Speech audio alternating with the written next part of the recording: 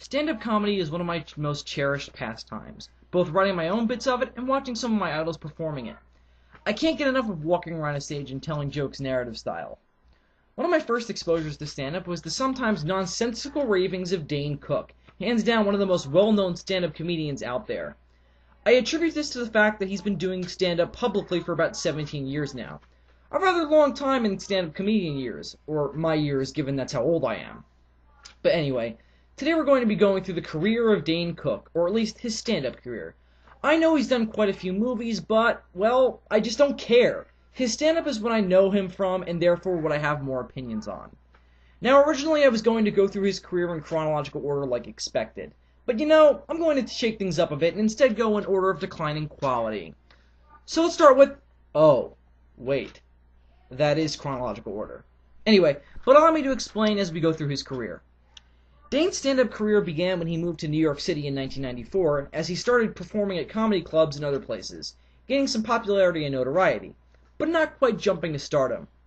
However, this period was where he started to develop his very animated Looney Tunes-style performance, which Dane cites as coming from his mother's side of the family. Dane didn't gain a lot of notoriety until moving to Los Angeles in 1996, and again doing the circuit of clubs and places as he had done in New York City. Continuing to develop his style, Dane didn't really get a taste of the spotlight until 1998, when he performed in Comedy Central's Premium Blend, where Dane performed alongside many other popular comics of the time, and where his style really rears its head. Now, notice I didn't say ugly. Yet. Anyway, this is where Dane's Looney Tunes side really comes out, I think. He's moving around the stage energetically the whole time and introducing bits really quickly, which is one of my main criticisms of him in these early days. He rarely develops the situation around a funny bit, and really just says it with only a few quick sentences introducing it and a few quick sentences closing it. This is really noticeable and can sometimes leave audiences lost, myself included.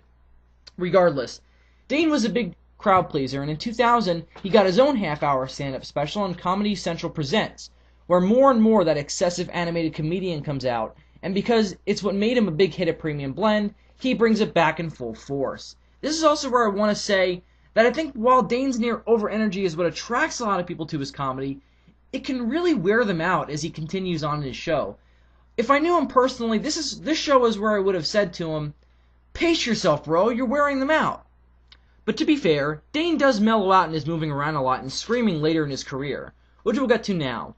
Dane's first really big solo stand-up spectacular came in 2005 with The Vicious Circle.